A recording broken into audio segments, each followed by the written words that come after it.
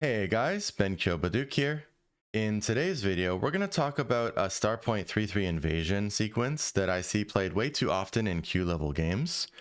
So we'll dig into why, and I'll share my suggested alternatives. At the end of the video, I'll show you guys some bad ways of extending from your Starpoint corners. But before that, if you guys have been enjoying the daily videos, please do give this video a like, and of course comments and subscriptions help as well. So let's get into it. White blocks this side. Maybe they want to build over here between the two Starpoint corners. So then black pushes. And whenever my opponent, okay, in my own games, plays this Hane, I'm expecting the double Hane. Why? Because that's the only sequence from the Hane that's really considered good these days by high-level players. So the way this one would go, by the way, is that black would Atari and capture one stone. White would counter Atari inside here, taking advantage of black's liberty shortage to then extend again and capture the two stones in the corner. So this is a good pattern to pick up if you don't already know it. You might like white here because white gets the corner back and a little bit of a wall, but you need to remember that black actually gets sente here. In most joseki, like corner approaches and invasions, the approacher or invader usually gets gote, right? So for example, if we have it like this, or we have it like this, you can see that black gets gote, right? Or even if white plays here, then black needs to add a move here or here. Or, you know, even if we have like a 3-4 point, you can see after white attaches under, black gets gote, right? Or even like this one. Yeah, again, white has sente. So when you think about it, black gets an entire extra move, and a whole extra move that looks like something like this, right? It's quite big, quite a big move. So yeah, getting sente is very valuable. Therefore, black is absolutely fine here. All right, so I expect the double Hane to happen as soon as I see this Hane. That's because this extending pattern here is considered a bit inferior for white because white gets gote. And it seems especially bad in a case like this where there's no stone here, so black can even split now and cut down, you know, cut white's potential in half basically. So let's imagine instead that black plays the Sanrensei, the 3-star formation, right? So black does have a stone in the middle, and then white invades here. I can tell you that even here, most strong players slightly prefer black. And if you do want to, you know, play very thick in one area and you don't mind gote, right? You just want to build a big wall. I'll show you guys a slightly better way to do it, which is basically going to be to put more of the stones here rather than here. That's what it's going to come down to, which just makes sure that that the stones that are nearby to the territory here are going to be a little bit stronger because it's not going to be only 2. And so what I mean by that is it's going to be this move that I generally suggest the most. And the reason I suggest this move, by the way, it's nice and simple. And after white plays here, black has sente, right? Now, if you want to keep building, right, something like this, let's say, you could, right? It's not the most common thing to do because black could just play stuff on this side or just do any other things, right? But you could, if that's just your style, you know, it's going to be an okay move. And if white pushes and this Hane happens, this is actually a variation where black can actually take sente. But if you like, you can extend here and then play like this. And this time you have 3 stones there on the side that's near the edge, right? Instead of 2. So you've basically taken like the black stone that used to go here and you've put it here. It actually makes your wall here noticeably stronger, which is going to affect the fighting that could happen around here if white invades, right? So this is actually a little bit better. You could still say that black is a little bit slow for taking gote here and letting white get the next move elsewhere. But it is a choice, right? If your style is just really focused on this moyo and you want to play really, really solid, it's possible. Yeah. I've actually experimented with it a little bit and I don't mind it as much as I thought. But it's true that black can actually just play away here, which is actually the most common thing that we see in most high level games. Yeah. So the reason why black can leave that stone like that, by the way, and I do have classes on all this kind of stuff if you want to check out my Patreon. But even if white Ataris, right, you might think that that's a nice exchange for white, that kind of A for B there. And then you imagine white playing away, happy. But let's say white plays away. There's actually a problem with these cuts. I'm not going to spend too much time on this because it's not, you know, the point of the video. But basically the way to punish that is you can Hane once here, which white normally should block to get a good, you know, to keep the points and have a good enough result here. And the point of this A for B exchange is actually to manipulate the number of liberties these three stones have. And the reason why we want to reduce them by 1 liberty is actually so that we can cut here. And this also follows the proverb of cut the side that you don't want, right? Because we would love to capture all these white stones, right? So we cut the other side. Yeah. Because if the inside is the side that you want to capture, then that means white also wants to save that side, right? You guys would both want the same thing. So white's going to connect here. Therefore, you're better off cutting here than to give white this free Ponuki shape, right? And then now you could ladder if you have ladder. So like after this, or you just extend. But either way, it's pretty good for black. And in this case, because we did not give white the Ponuki inside, the capture shape, it means that even later on when we connect here with black, it's going to be sente. White has to play here. So that's one of the benefits of making sure you cut on the correct side, which is this side. Cut the side that you don't want. Anyway, you can see that if white tries to Atari once and then play away, you can punish. So after Atari, white needs to add a stone here. And black normally doesn't block right away because it's very slow and defensive, right? It's that thing I keep saying, like why fix the car for the same price you could buy a new car, right? You can keep this, you know, damaged car here and leave it and take a whole new car for the same price, right? The price of getting Gote. Yeah. So like why block here so soon and over invest here when it's like still pretty invadable anyway, when we can just you know, play other moves, right? Yeah. So that's a little bit about that. Yeah. So you can Hane and then ignore, but you can also extend, and it's slow, but it is going to be a bit better than this one. Basically for very technical reasons just around here. Yeah.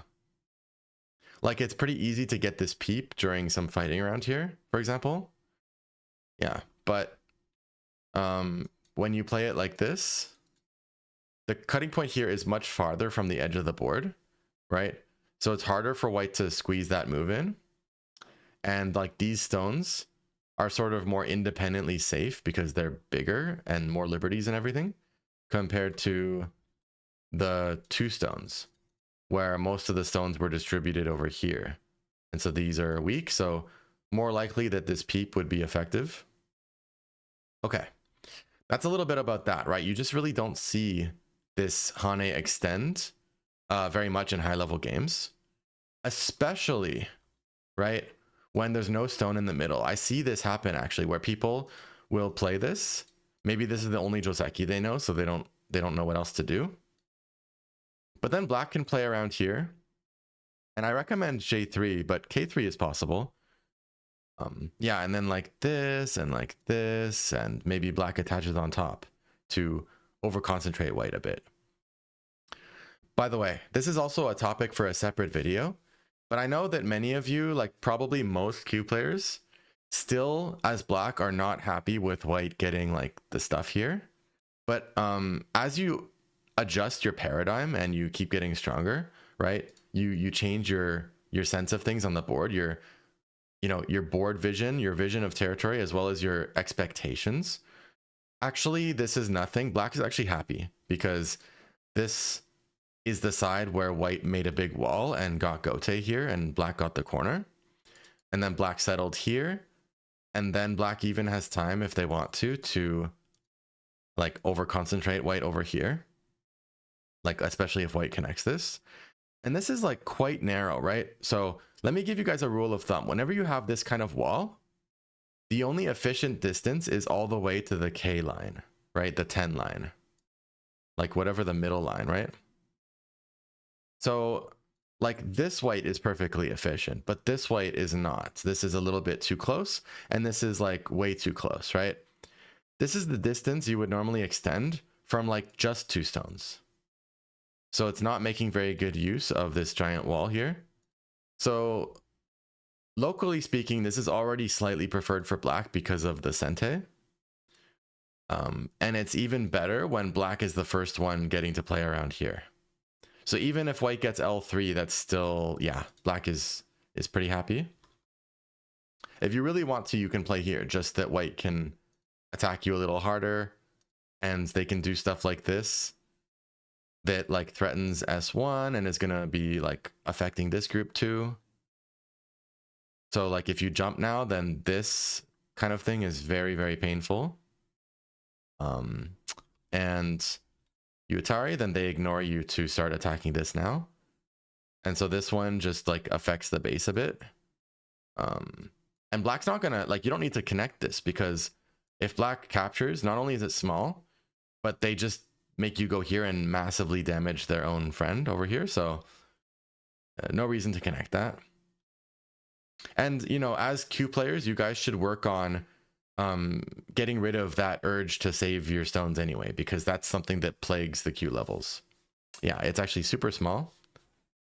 Because black's already alive too. Okay, so in general, I don't recommend you guys to almost ever play this Joseki, and you don't lose that much, like if you check on AI, let's say, right? But in a human sense, because you lose a whole move, it feels like a lot more than whatever AI is going to say. And secondly, because this is a basic Joseki and it's just a 4-4-3-3 invasion, so this is going to happen in so many of your games. So even though it might only be like a 1-point change or something in some cases, you're going to benefit more than you think, because it's like pretty much every game, like when you improve it. So I recommend to block and just extend. Just extend keeps things simple and makes sure that white can have sente, right? So like there's no stone at K4, but let's say black plays here, which is the most common, by the way. Then now you have this if you want to play it. You don't have to play it though, but if you want to make a moyo and you want to make your wall kind of like make more sense, then yeah, you have time to play K4, but you could play it slightly, like you could play here, right? You could play here. So, or you could indirectly help the fight by playing this like corner oriented kind of move, right?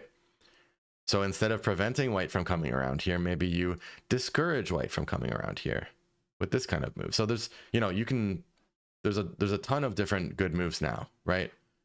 And K4 is just one possibility. Yeah. But again, right, even in the case where like somebody has the 3-star formation, still the 3-3 invasion is not bad for white at all. Yeah, and like I said, up to here, white would even be slightly preferred. Whereas if it's like this, then at least black has sente, so black is okay. So now when it comes to this one, why do I recommend this? Because if you play here, which is like, it's similar in many ways, because for example, it could turn into this, and then white can tanuki, just like I explained up there. But this one, if black attaches, this can get really complicated.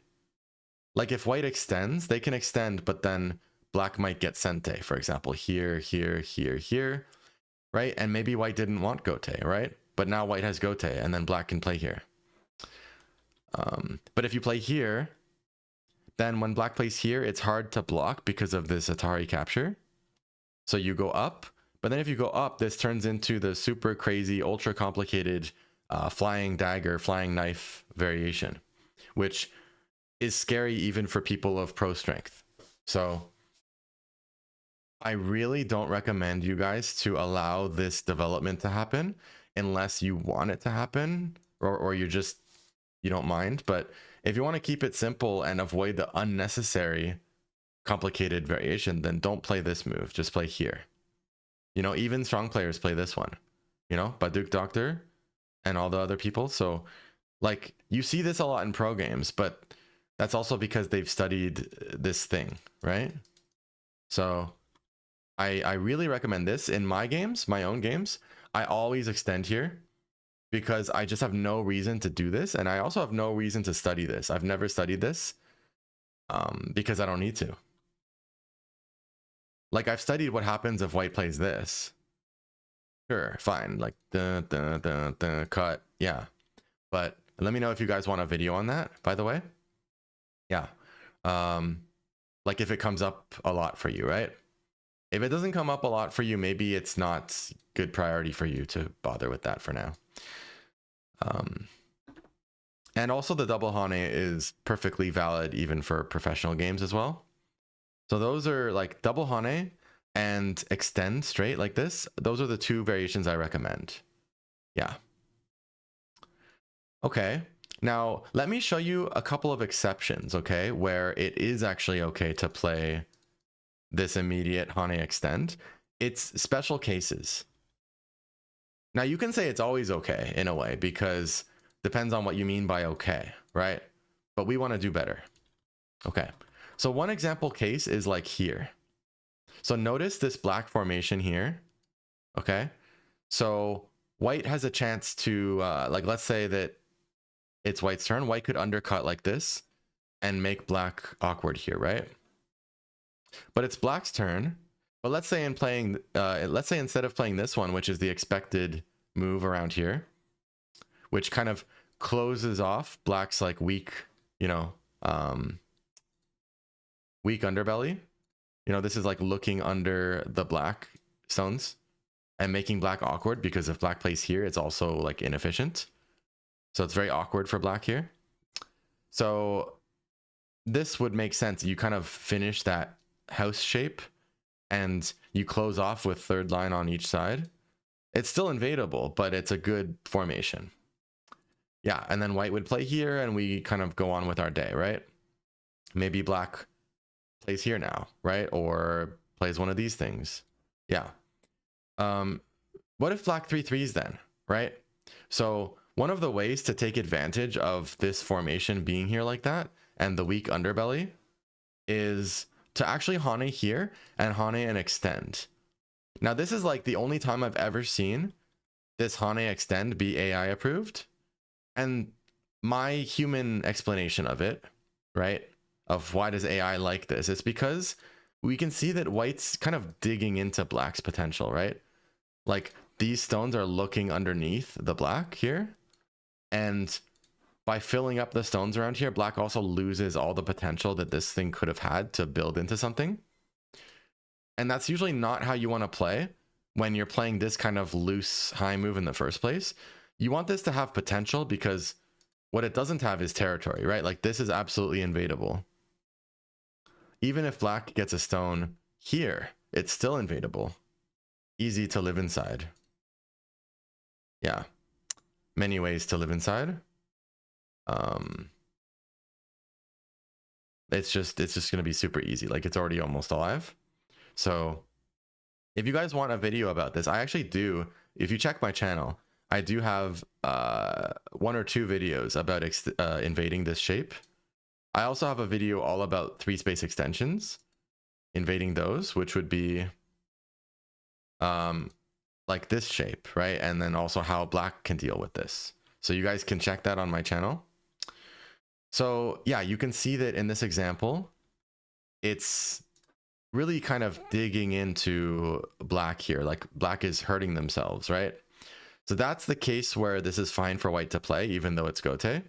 Same thing with this kind of formation, right? So here we have a 3-3, or sorry, a 3-4 joseki, but same thing, right? We have this exposed underside here, the 4th line stone. So when black invades here, which is a little bit wrong, then white can play like this. and it's kind of ruined now to some extent. So again, we recommend black to play here. Yeah. Okay, so I think at least for the part about you know, not to play this and like what to play instead, yeah, that's about it for that. And again, please like and comment if you enjoyed, you know, if you're getting value out of this, and let me know like what your favorite 3/3 invasion variations are, right? I'd be interested to hear. Now we have a little bit more to talk about, which is my general tip for the 4/4 points, right? So I'm going to show you a couple examples of how not to extend from your 4/4 points. And it has to do with white's 3/3 invasion, right? Because we don't always play in a way that like stops the 3/3 invasion or discourages the 3/3 invasion, right? Like this move, which makes this a ko, and just makes it not interesting for white to play there for now. So, you know, often we play in different ways. Like let's say this happens and let's say black plays here. So in general, right, you should not do this long plus long double wing. Okay, we call this double wing when you have two extensions, like one on each side from your 4/4 point. You can see it kind of looks a bit like a bird or a butterfly, like these are the wings, right? Yeah, double wing formation. So the problem with the long plus long double wing formation is that when white 3/3s, black has to pick a side to block, and whichever side they don't pick is going to get essentially trashed. So like, let's say this happens. You can see that all the territory that could have been here is gone, is disappearing. And only this part's getting built now, right? So this stone really doesn't want to be here anymore, right? Like we would rather take this and slide it over to here, right? Yeah. Or for example, let's say it's like this, then we really want to grab this and stick it somewhere else, like here or here or something. Yeah. So that's what I mean about inefficiency. So in general, but not as an absolute, high level players usually try to avoid this kind of thing. So instead, they'll do long plus short, which is like this kind of thing. This is good, right? Because it's still a ko in the corner, which usually stops white from bothering to invade. And then if white plays here, we also can kick it and like have a big head start on attacking this. So, you know, maybe white plays this kind of move. And then either we take the outside still with this kind of thing and play like this kind of stuff. Yeah. Or we block the corner and then let white get a small settlement like this. Yeah, that kind of thing. Yeah. So this move is useful, by the way. I've made a video, I think, on this, but let me know if you guys want to learn about this kind of subway invasion. This one's used more these days than this one for certain reasons. I can explain if you want me to. Yeah. So let me show you guys one more example of bad double wings, okay? Another one is like playing this kind of move. This kind of move is often bad even when it's a single wing. Because even here, if white invades, if you block this side, your stone here is going to be way too close to your wall, right? White's going to push. And now black doesn't have any way to fix the efficiency. Like even double Hane to take back the corner. Still, the stone is, you know, it looks a lot like a Q game now, a Q level game, because the stone is so close. And you see that a lot in many Q level games, even as strong as like mid SDK sometimes. Yeah. And double wing is even worse. So what you don't want to do for double wing, like, so long plus long is a bit bad. Long plus short is good. And short plus short is also good. So like this plus like this or this, like these are good actually. Or like this and this, you know. So short plus short is good and short plus long is good. but long plus long is bad, and middle plus middle is like super bad, like something like this. Like now white plays here, there's no way to make black efficient. Like black blocks, white pushes, black stones on both sides are too close, right? So I told you, right, the rule when you are getting a giant wall, like something like this, is, you know, anything remotely similar, you need it to be on the K line. Yeah. Let me show you an example of that rule. So whenever somebody, like this pincer happens, let's say, and then black goes in, the rule of when do you block here and when do you block here, right? I also have a video on that, by the way, if you look through my YouTube videos. Now, there's no white stone over here, so we should cut this way. That's absolutely the rule. And get something like this going, right? Or this one if you prefer, but yeah, anyway, similar. So let's try putting a stone, right? So let's put a black stone here. If the stone, and I did a class on this, by the way, which I did AI research and pro game research, lots of research. So if it's exactly on the middle line, right, then it's a good idea to block this way. It doesn't make sense to block this way and let white, you know, eat into that top side, because now K16 is not in a good position. It's not good enough. Just because you can make a wall here, that's not good enough. It's strong players don't like this for black. Yeah. So don't try to like have a bias towards building in the actual center for no reason, right? Side is better than center. So keep your side, you know, block here. And there's like updated joseki, right? Like this. And then white can push if they want, and like this. For this example, let's just stick with the old one. So here you can see black is clearly building this and it makes sense still.